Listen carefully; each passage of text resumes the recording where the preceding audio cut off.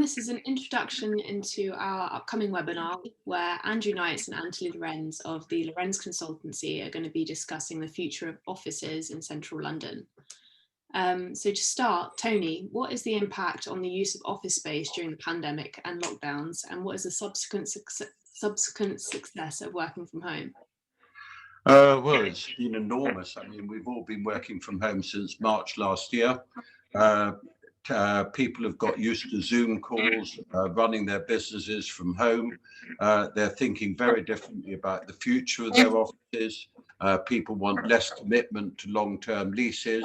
That doesn't mean going to serviced offices. Landlords are going to have to work in accordance with the market and offer office space very much like hotel suites. You move in, you move out, we redecorate, and then we'll relet to somebody else. And with that, I'll put it to Andrew to add a bit of meat to the bone. It's clear that there will be a lot of downsizing, and that space will be reconfigured to more, rather than having designated desks for each person in the business, there'll be more of a hot desking arrangement to accommodate the hybrid model of some people working from home on certain days and some people coming into the office.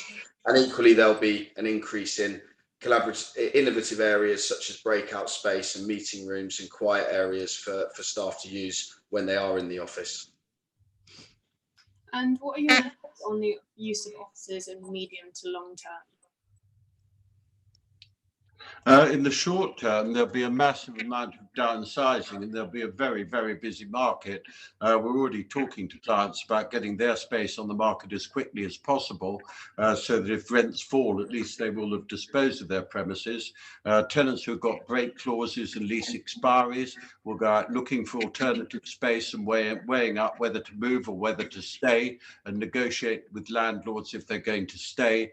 Again, we're going to have a very, very different market model that even landlords are going to carry out Cat A and Cat B fit outs on their space so that people can move in and move out without the capital expenditure, which a lot of tenants will find breaks the back of the viability of moving offices for the future. Companies are assessing actually don't know how much they need. It's more of a guessing game alongside data they've collated from their own staff internally. In the medium to long term, I think the hybrid model of working is here to stay. It offers employees much more flexible lifestyles, and it will increase staff well-being and hopefully productivity for the employer as well. And what are most tenants' essential requirements for new office space? So I think the main criteria is going to be lease term, flexibility and quality of space. And in addition to that, hassle-free space. So ideally space where landlords will fit out or have fitted out for them. So what are the current market conditions and what do you anticipate that we'll see over the next 12 months? There will be an enormous amount of empty space. Vacant space has already got up from 4% to 9%, and it could easily go up to 15%. But I think that vacant space will be taken up by planning and repositioning offices into much needed residential space. Within 3 years to 5 years, we'll have a balanced office market again, and then growth will continue because London's the best city in the world in which to work, play and live. There will be an increase in supply because what was fit for purpose for most no longer is, and they need something different. So there will be a substantial increase in supply out there, in particular the grey space. But I do think we'll have a speedy recovery in the office market. Many tenants will be tied into leases on existing premises which they no longer need. So what are their options in connection with offloading this surplus space and associated lease commitments? Well, there are all the normal means of disposal. There's assignment of your lease, but you obviously guarantee the assignees, so you've got to make sure they're safe. There's subletting, and not only subletting your whole space, but possibly using subletting surplus space to downsize.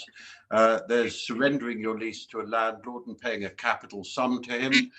Much better to find a tenant first, so that you're introducing a new tenant to the landlord, and then you make up the difference between the rent that the landlord can get and the rent you would have paid. There are lots of ways out. The most drastic of them, if you really can't afford a contract which you're faced with, you've all read about the leisure industry doing CVAs and pre-pack administrations, etc. That's to be avoided. But the best way possible is to work with your landlords with regard to what you've got, and also to try and find a new tenant for what you've got in order to get out of that lease. That when you are assigning or subletting, obviously you are essentially still committed to the space, but mitigating your costs, whether it's by way of paying a reverse premium to an assignee, or whether it's by taking a lesser rent or giving a rent-free period on a subletting. And therefore, the tenant that you are letting or assigning to, their covenant strength and financial strength as a business is essential to assess, because the last thing you want is to give away the premises cheaply and then end up having to pay the full costs as well. Is now an option time to dispose of surplus accommodation and acquire alternative space that's more suited to your future needs? Absolutely, in my opinion. There isn't that much space which has come on the market because a lot of people haven't made decisions, but those people who can make decisions quickly will be going to the market, while there isn't the excessive surplus space which could come about once the government moratorium, which has just been extended to the end of June, comes off, and all tenants have to pay basically a year and a quarter or a year and a half rent in June, plus they're going to be paying rates, etc.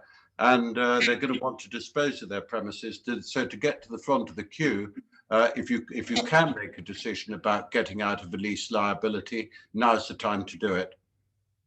How do you advise your clients to budget in connection with these costs of disposal?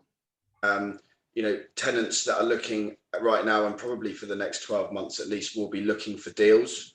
They'll want, so you need to be pragmatic. The ideal is you find at least one or two more tenants and have essentially a bidding war for the space, but that's not realistic in today's world. So it's about cost mitigation and understanding that you're making a saving over a short unexpired lease term, albeit that might mean paying a fairly substantial capital sum up front.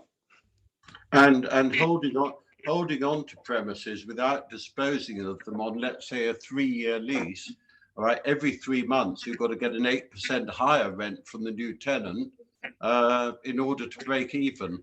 All right, so speed is of the essence on disposal as well. So get your space ready to disposal, put it on the market, quote realistic terms to get rid of it, and don't lose somebody who's biting. Where are the best deals for this new space typically available? Typically grey space, what we're calling grey space now, is where you'll find the most attractive deals, but each building and opportunity is independent.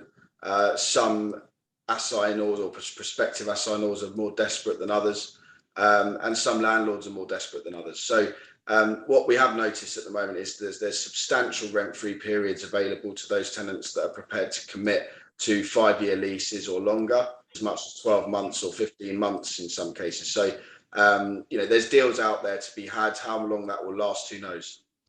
How do you anticipate the prospective new way in which we use office space affecting lease terms and rent generally?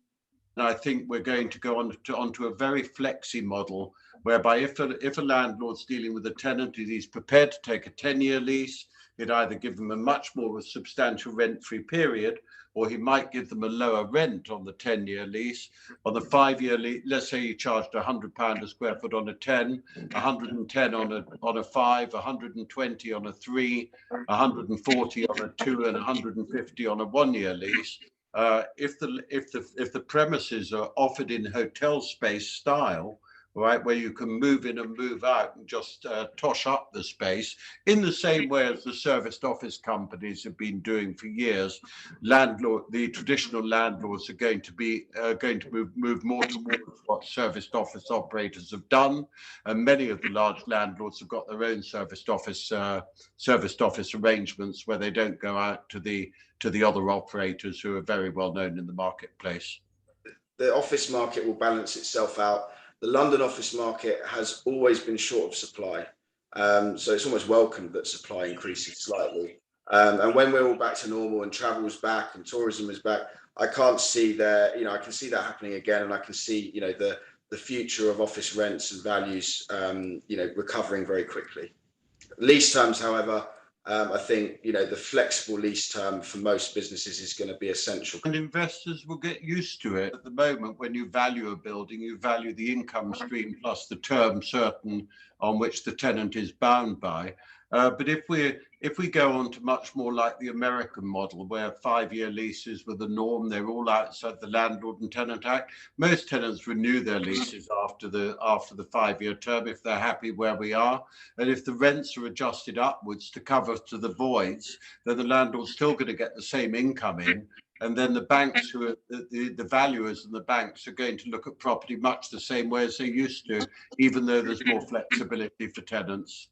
You will not have traditional landlords offering tenants a clear space with metal raised floors, metal ceilings, etc. I think they're going to actually offer the tenant either a budget to carry out the fit out or carry out a bespoke fit out themselves, to say, here's your space, all you've got to do is choose which desks you want, and all the computer wiring will be in there and everything like that. All right, is there anything else that either of you'd like to add? Nothing much, other than we hope that you join our webinar, which should be quite a busy discussion. We'll only be about 15 to 20 minutes on the phone, you know, on the Zoom call ourselves. All right, and then we'll put it out for questions.